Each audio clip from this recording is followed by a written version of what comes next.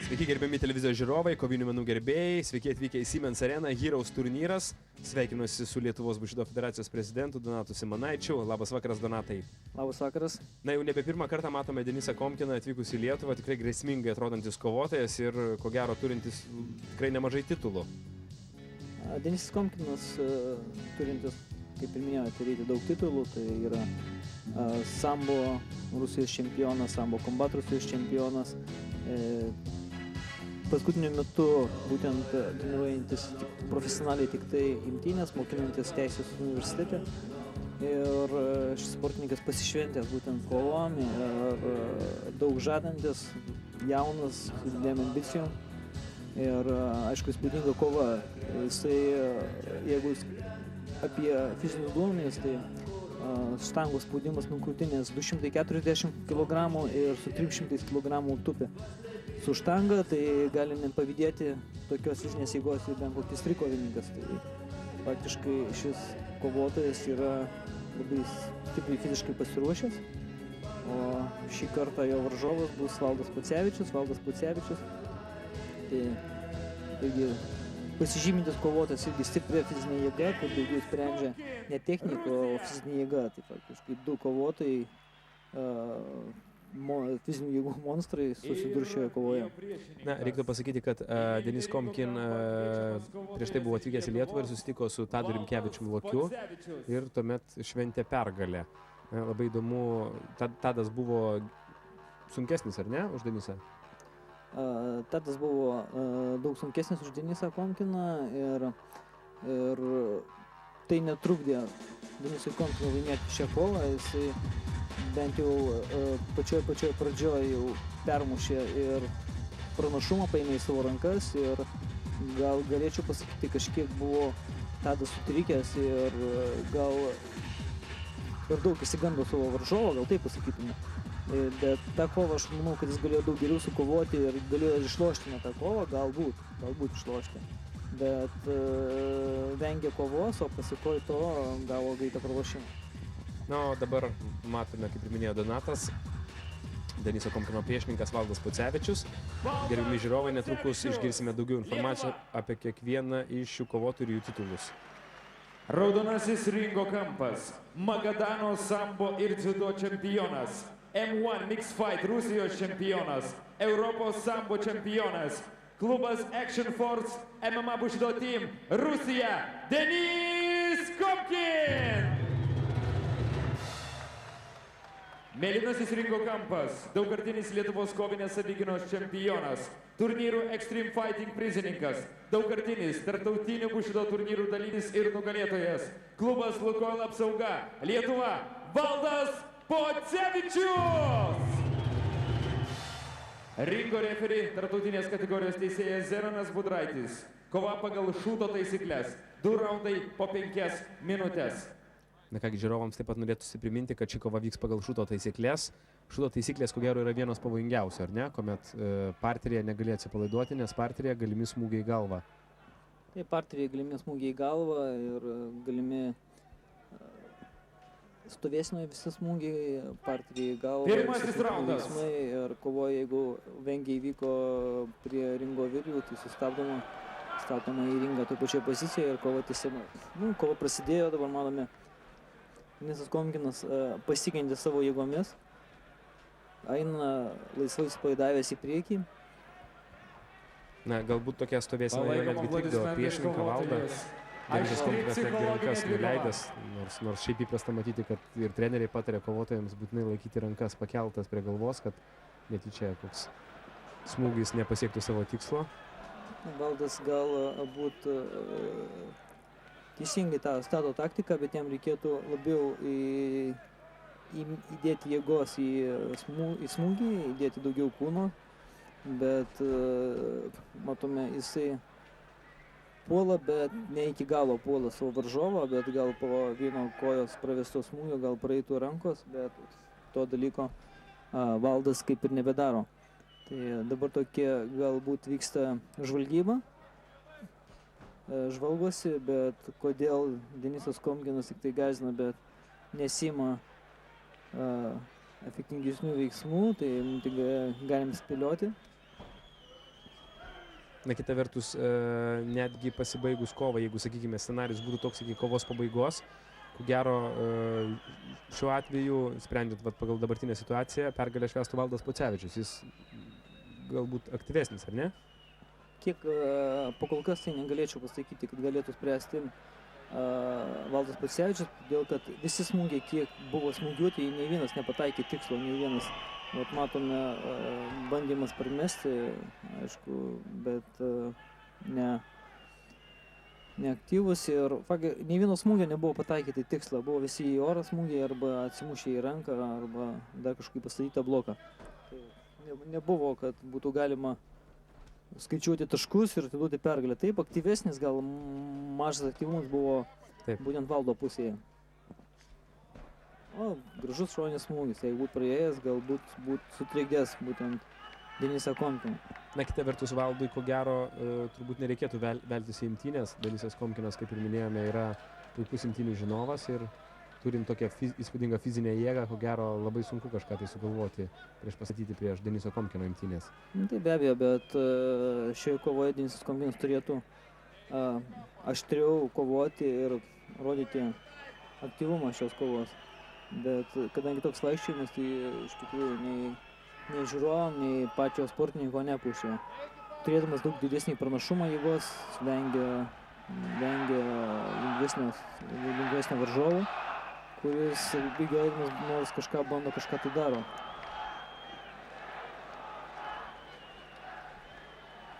Matome, vienas kito privengia, Valdas bent jau bando pataikyti tiesų smūgį iš kojos ir bando užeiti į teisingą pusę. Juda Valdas, bando užeiti už varžovo priekinės rankos, taip užeidamas galėtų prasmūgiuoti dešinį smūgį arba dešinį per koją. Na, kita vertus, Valdui galbūt reikėtų daugiau dirbti kombinacijomis, jis dirba daugiau pavieniais smūgiais. Kaip ir minėjo Donatai, galbūt tada, reiškia, po smūgio koja, galbūt antras smūgis ranka ir pasiektų tikslą. Be abejo, reikėtų pirmiausia paruošti smūgį, kad pataikyti į tikslą, reikia pirmiausia paruošti, ar ištampyti, ar pravesti du apgaulingus smūgius, o trečią pasiekiančią tikslą. Valdas bando visą tai pasiekti gal vienu smūgiu, galbūt tai pagrindinė klaida. Bet kaip bebūtų, tai galim pagirti tik tai Valdą Pocevičių dėl to, kad šis kovotojas vienintelis sutiko kovoti su Denisu Komkinu, būtent svorio kategorijoje virš 93 kg, virš 100 sveriančių kovotojų. Nors gal Lietuvoje per daug šiam svorio kovotojų ir nėra, nes būtų įdomu pamatyti Denisą Komkiną su Egidijum Valavičium, bet Egidijus Valavičius yra kovotas iki 93 kg ir jam reikėtų daugti minimum 5-6-10 kg iki Deniso Komkino, kad galėtų kovoti šioje svorio kategorijoje. Tai būtų iš tikrųjų įspūdinga kova, dėl to, kad tai agresyvus kovotojas ir manau, tada, jeigu turėtų tokį svorį Egidijus Valavičius, būtų liūdna gal Denisui Komkinui. Na, iki pirmojo raundo pabaigos lieka nedaug laiko ir kol kas nieko turbūt negalime pasakyti apie pirmojo raundo rezultatus. Pirmojo raundo rezultatus, kad ir neryškiai, bet pranašumą turi būtent Valdas Pocevičius ir matome raudoną Deniso Komkino koją, kad ir nedaug, bet pataikė vieną kitą smūgį. Na kągi, 1 minutės pertrauka ir netrukus pirmojo raundo kovos momentų pakartojimai.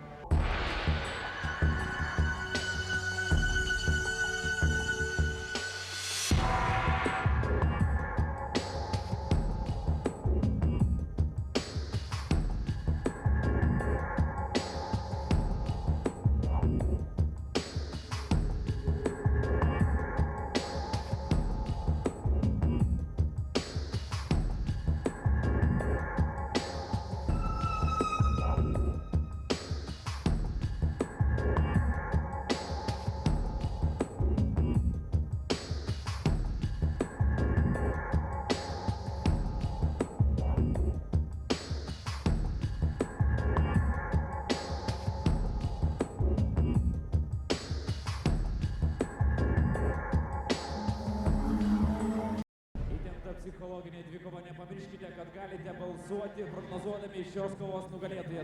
Na kągi, netrukus prasidės 1-3-3-7. antrasis raundas ir Valdui Pocevičiui treneris duoda patarimus, kaip reikėtų elgtis antrajame raunde. Matome, jog gerokai paraudusi Deniso Komkino koja, vadinasi, ne vienas Valdo Pocevičiaus smūgis ir pasiekė tikslą. Ir nekartą laidose minėjome, kokie skausmingi yra smūgiai į kojos raumenį, kuomet po kelių gerų smūgių koja netgi atsisako, ar ne? Neturi tokios galios, kokios turėjo raundo pradžioje. Gal neprofesionaliam sportininkui, žiūrint iš šono, kaip smūgiami per koją, gal ir sukelia abejonių, kodėl per koją, kodėl nemuša per galvą. Tai iš tikrųjų apgaulingi smūgiai, jeigu prie tikslių 2 smūgių per koją galima realizuoti savo kovotojais, gali būti nokautuotas kovotojas dėl to, kad per raumenį labai lengva, sakykime, nokautuoti savo varžovą, dėl to, kad tik tai reikia taisyklingai pataikyti, tiksliai pataikyti kaulų per būtent priešininko vidinį arba išorinį raumenį ir taip galima greitai pasiekti pergalę su mažiausia rizika.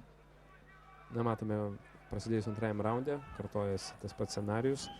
Iš tikrųjų labai keista, kad Denisas Komkinas nesima kažkokių tai aktyvių veiksmų. Vėlgi jis laikosi tos pačios taktikos. Nereikėtų Valdui, aišku, užmigti ir laukti, kol ateis būtent Denisas Komkinas. Valdas teisingai juda savo linkme. Pagaliau pirmą smūgį išmušė Denisas Komkinas. Valdas, matome, antrą raundą iš tikrųjų aktyviai pradėjo, bando smūgiuoti ir vos nepataiko. Nors gal reikėtų arčiau pabandyti prieiti, nors, aišku, lengva pasakyti iš šono, o kovoje tai yra daug sunkiau, bet kaip bebūtų, pranašumas po kol kas yra Valdo pusėje ir galima sakyti, kad neranda vaistų Denisas Komkinas būtent Valdui, o Valdas po biškį žingsnis po žingsnis eina link savo pergalės.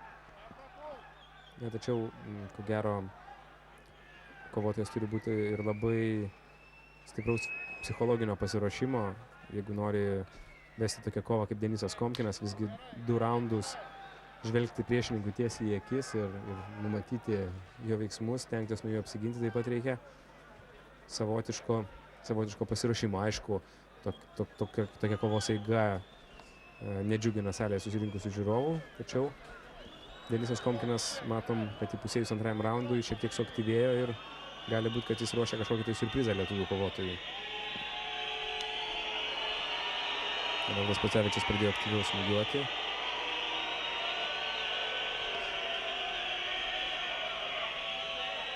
Denisas Komkinas bando spausti, jau matom, bando spausti lietuvių kovotoją, vėlgi taip pat sukdamasis ratu.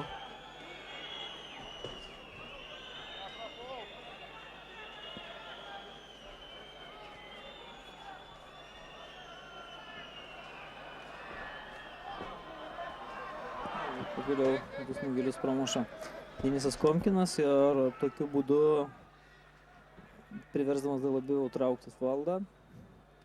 Valdas gal biškį ir privargo smūgiuoti vis į savo varžovą. Matomas dideli svorio skirtumai, Valdas sveria 95 kg, o Denisas Komkinas apie 110, 15 kg skirtumas skiria šių sportininkus, bet, kaip minėjau, galima Valdą tik pagirti dėl to, kad ne kiekvienas išdrįso sunkiai su svoriu. Buvo prasuktas taip staigus susisukimo. Ir pataikė Valdui tiesiai būtent į pilvą ir iš tikrųjų prarado orą Valdas ir buvo sustabdyta kova ir kadangi nokdaunai neskaičiuojami būtent šudo taisyklėse ir kovotojas galėjo damušti ir išlošti kovą, tai šią kovą, aišku, teisėjas teisingai sustabdė ir laiku sustabdė, leido kovotojų vienas kitą traumuoti. Na kągi, kaip matėte, labai svarbu ir ypatingas Ir tuoj pat bus paskelbtas nugalėtojas. Aišku, be abejo, šios kovos nugalėtojas Denisas Komkinas, bet vos taip arti buvo pergalė Valdo Pocevičiaus, bet vis dėlto šioje kovoje laimėjo Denisas Komkinas. Na kągi, sveikiname Denisą Komkiną, tikimės jo kovų ir ateityje ir tikimės, kad tos kovos bus šiek tiek dinamiškesnės, bent jau tokios, kokios buvo jam kovojant su Lietuvos Lokių, Tadu Tai Rimkevičiumi. be abejo, Denisas Komkinas, aišku, gavo daug pastabų ir manau, kad šis pastabas jis atkreips dėmesį ir ištaisys savo klaidas. Na kągi, gerbimi žiūrovai, matėme dar vieną kovą iš Heroes turnyro. Be abejonės daugiau neseniai vykusio Heroes turnyro kovų mes išvysime mūsų kovinio sporto laidose. Iki pasimatymų.